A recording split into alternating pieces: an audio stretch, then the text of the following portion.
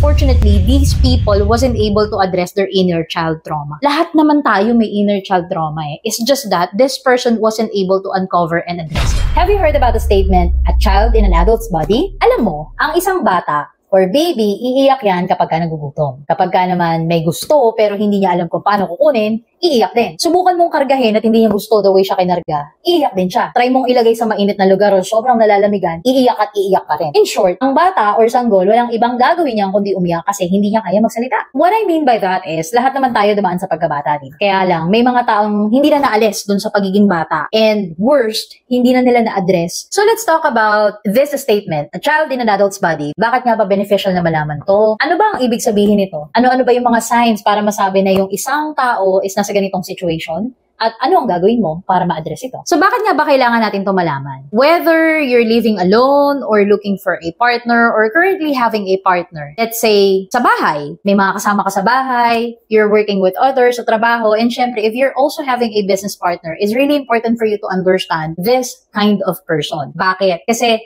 they're the person who's really hard to deal with. Bakit nga? Kasi diba, just like what I have mentioned earlier, pagka yung mga ganitong klase ng tao, wala silang ibang gagawin kundi parang umasta na parang bata. Alam natin yung mga ganitong klase ng tao, yung tinatawag natin childish. So pagka sinabi kasing childish, it's someone na maasang parang bata, nagtatantrum sa parang bata, naiinis na hindi mo alam bakit naiinis, nagagalit na hindi mo alam bakit nagagalit. In short, gusto niya na magwala kasi hindi niya ma-express yung sarili niya. Now, one of the benefits that you will be able to get understanding this kind of person is may iwasan mo kasing ma-stress and hindi ka mapupunta dun sa isang klase ng relationship na controlling at saka manipulative. Kasi nga ganyan sila. And at the same time, this is also a warning kung naghahanap ka ng partner. Kung mapapansin nyo, may mga tao na magsasabi na nakakapagod na kasi they may be dealing with this kind of person. And that's why I am sharing this to you kasi hindi natin alam kung paano talaga natin sila i-deal. And that's why later on, sasabihin ko rin sa inyo kung ano-ano yung mga signs para malaman natin that this is the kind of person that we're dealing with. So i-define muna natin ano ba yung tinatawag na child in an adult's body. For sure, naka-encounter ka na nito. Nasasabi natin sa mga tao na to na parang ang childish mo naman kasi nga parang bata sila mag-isip. And hindi natin alam kung saan nagagaling yung tantrum sila, hindi natin alam kung bakit sila nagagalit, naiinis. Minsan bigla na lang magugulat ka, nagtatampo, wala ka naman nasabi. Yung mga ganung bagay. Unfortunately, these people wasn't able to address their inner child trauma. Lahat naman tayo may inner child trauma eh. It's just that this person wasn't able to uncover and address it. Kaya ang nangyari, nagmamanifest sa pagkatao niya yung ganitong klase ng character or behavior habang tumatanda siya. If you will notice, ilan sa mga behavior na sinabi ko ng ganitong klase ng tao is yung mga behavior din natin ng bata pa tayo, di ba? Kapag ka pinalo tayo, and I don't know if you have experienced this, pag pinalo kasi tayo, di ba, sasabihin sa'yo, huwag ka iyak. Yung hikbing-hikbi ka na, pero sasabihin sa'yo, huwag ka umiyak. Tapos, yung gano'n na, yung hindi ka na makahinga. Yung gusto mo nang umiyak, pero hindi ka na makahinga. Iyak pala ako. Diba? Teka lang.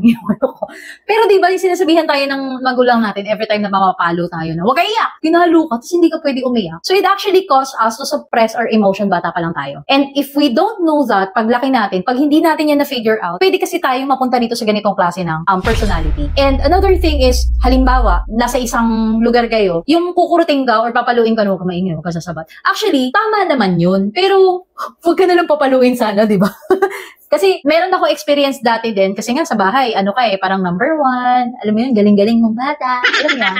Tapos, bigla na lang pinagalitan ako sa harap ng tita ko, kasi gusto ko ng bagong tsinelas. Eh, yung tita ko, love na love ko yun na tita. And then, bigla akong pinagsabihan ng mother ko. And of course, I believe, hindi naman yun meant ng mother ko. It's just so happen na wala lang din siyang idea kung ano yung magiging impact nun sa akin. Pinagalitan niya ako nun sa harap ng favorite kong tita. Yung gustong-gusto ko nang umiyak, hindi ko nagawa. Kasi nga, I know na parang pagka kailangan ipakita ko tough ako eh. And I don't have an idea na magkaka-impact pala yun paglaki ko. So sabi nga, pagka ganun kasi na parang hindi natin naibibigay or na-express yung emotion natin when we were kids. Ano yun? Paglaki natin, parang tapang-tapangan lang tayo, patapangan na lang, palakasan na ng loob. Kasi hindi natin alam kung paano siya i-address. And marami kaming na-encounter actually na mga kabataan, saying na hindi kasi sa akin nasabi na maghihiwalay yung parents ko, na meron na pala mga struggles yung magulang ko. Sana kung nasabi, baka may nagawa pa kami. Baka may naitulong kami as their kids or as their children. And ganun din kami sa amin kasi hindi naman kami nasabihan or na-set yung expectation na maghiwalay kami, ito yung mangyayari. And lalo na ako kasi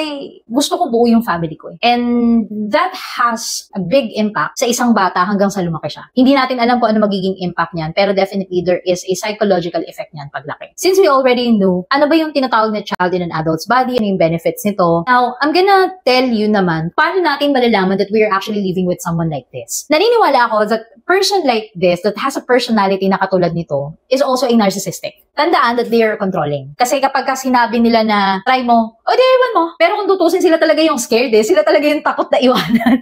Di ba parang isang bata, takot tayong iwanan tayo ng parents natin when we were kids. Di nga tayo, di ba umiiyak nga yung mga bata kapag na naiiwanan sa school eh. So they have this kind of character din. May ganito rin silang behavior. And another thing is they love to be comforted. Gustong-gusto nila yung sinusuyo sila. They are the type of person na hindi basta-basta mag-apologize but they wanted to be comforted. Gusto nila sila yung inaamo, kumbaga. Kahit mali sila, kahit na sila actually yung may reason kung bakit nagkakaroon ng conflict. Merong isang instance na ikwento sa akin ng kaibigan ko. Most of the time kami nag-uusap and this person wanted to know my side and sometimes nanghihingi rin siya ng suggestion. Nagtataka siya bakit itong partner niya, nagugulat na lang siya, nagagalit bigla, sumisigaw, naiirita. Tapos minsan naiiyak na lang siya. Sabi ko, mahal mo ba? Oo daw. Kaya naman daw niyang pagtiisan. Okay. And then if that's the case, have you tried to ask your partner kung ano yung reason bakit siya nagagalit? Try niya ako na tanungin yung partner niya kung bakit nagagalit. And then, tinanong niya raw kung bakit nagagalit. Sabi lang ng partner, ewan ko, hindi ko alam bakit ako nagagalit. Ganun din yung bata eh. Hindi rin natin alam kung bakit tayo, kung saan tayo naiinis when we were kids, diba? Also, oo, siguro may mga bagay na pinapipiko na natin nung bata tayo. But at the end of the day, we cannot express ourselves. When I was working, meron kaming team building and syempre kasama yung manager ko doon. Sumakay kami ng train. Doon sa loob ng train, naglalokohan kami, nagbibiroan kami ng mga kasama ko. Ano sa English nang? So may malalalim na Tagalog na tinatanong ko in English like ohales. O, di ba? Ang hirap ng ohales. Ohales is buttonhole. So, kailangan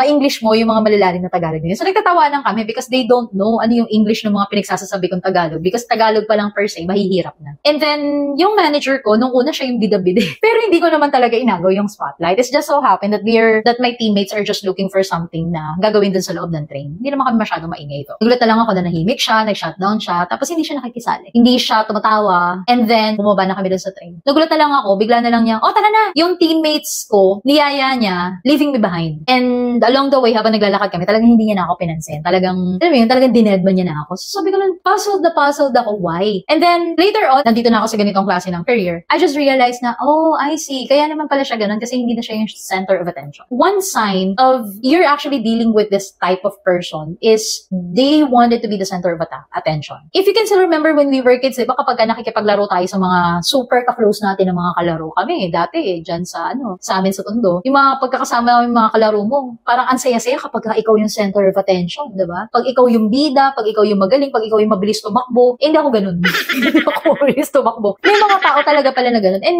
nadadala natin yun hanggang sa tumanda. And kapag hindi talaga natin na-address yung mga ganitong klase ng behavior, ito yung magiging impact nito sa atin. And take note, hindi lang sa trabaho yan. Pwede rin niya maapektuhan yung partner mo. For example, if you're this type of person, you wouldn't be able to express and communicate kung ano pa talaga yung nararamdaman mo. It's really hard to tell the person you love na, hey, medyo na-offend ako dun sa sinabi mo. Kaya lang, normally nga, this type of person, nagsha-shutdown sila, hindi sila nakikipag-usap. And ang hirap din naman dun sa partner na manghuhula, hindi naman sila si Madam Auring, wala naman silang crystal ball, diba? That's why, nagkakaroon tuloy ng conflict. Yung tipong mahal niyo naman yung isa't isa, sadly, hindi niyo alam kung paano sasabihin sa isa't isa yung gusto niyo iparating. Ang mahirap at masakit dito is, most of the time, they don't want to be confronted. Kami tinatawag namin kasi ang confrontation, ng carefrontation. Kasi the reason why you're having that kind of conversation to that person, it's because you want to clarify something. You want to be open with what you're feeling, ano yung nararamdaman mo, ano yung gusto mong i-communicate, ano yung gusto mong ayusin. Kasi at the end of the day, alam naman natin na ang relationship rather is a communication, diba? Two-way. Paano kung salita ka lang ng salita tapos yung partner mo ayaw magsalita, diba? Tapos mag-uumpisa ka pa lang, nag-walk out na. Hindi talaga siya nakakatulong for a healthy and fruitful relationship. Sa pagiging magkaibigan nga, normally nakikita na itong mga ganitong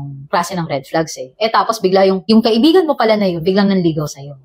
Alam mo na, run for your life. No, joke lang. Pagka ganun, syempre, at least you have an idea. That's why sinishare ko to. Kasi para at least, we will be reminded. So, what are you going to do naman to address this? Kasi syempre naman natin basta-basta pwedeng iwanan yung mahal natin sa buhay, di ba? Kung nakikitaan na natin ng ganitong signs. So, how are we going to address this kind of behavior? Ako, isa sa mga nakikita namin, especially when we're dealing with this type of person, lalo na sa mga clients namin from the past ni Chen, hindi natin talaga sila pwedeng itulak to address this kind of behavior. Why? because they should be open and willing to accept the truth. Napaka-importante niyan. Because if they are not open and willing to accept the truth na eto na sila, sadly, hindi talaga sila magiging aware at hindi na talaga nila yan maa-address. Most of the time, there are people na, hindi naman ako ganyan, so what do you call that? In denial. And everyone has that tendency talaga to deny that there is something that has to be addressed. Yan yung rule number 1. Before we try to help or to address this kind of behavior sa taong mahal natin or ikaw mismo, you have to be open and you have to be willing to accept the truth. And then, once na naging open ka na, and then of course you're willing, that's the time awareness comes in. Ano yung sinasabi nating awareness? Yung awareness is actually you're opening your eyes to possibilities and,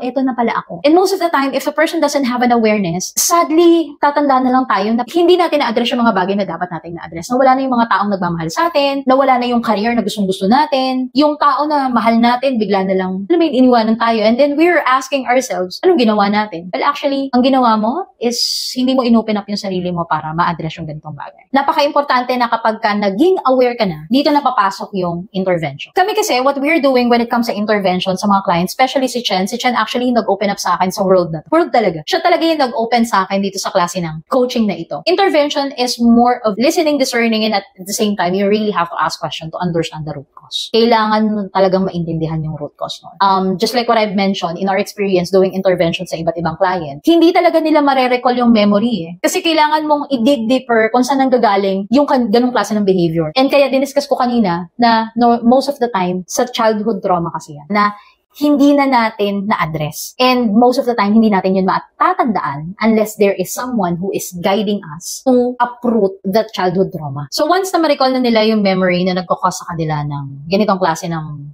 behavior, doon na natin ma-figure out na that is a childhood trauma that you had from the past when you were a kid. It actually depends kung ilang taon. Normally, nanggagaling siya sa fear nung bata pa siya. And kapag ka nalaman na natin yung reason, yung pag na-recall niya na yung memory na yun. Lastly, ang very important part ng intervention is you must be willing to commit to do the action plan. The action plan is of course, hindi yan nanggagaling lahat doon sa nagko-coach, doon sa nag-i-intervene. Nanggagaling yan sa'yo. Most of the commitments, nanggagaling yan doon sa tao na kailangan may i-address. And then, some of the exercises lang ang ibibigay sa'yo ng coach. Like, ano yung mga kailangan mong gawin. And exercises will be vary kasi hindi naman siya generic. Kagaya kami, hindi kami nagbibigay ng generic exercise sa iba't ibang client. Whatever issue or whatever personality na kailangan i-address, ano yung kailangan i-approach, iba-iba rin yung klase ng exercises na ibinibigay. And if at this time, medyo naguguluhan ka pa rin or hindi mo masyado nag-grasp lahat ng sinasabi ko about uprooting programming and uprooting human behavior, you are free to send us an email if you have any questions about it. And by the way,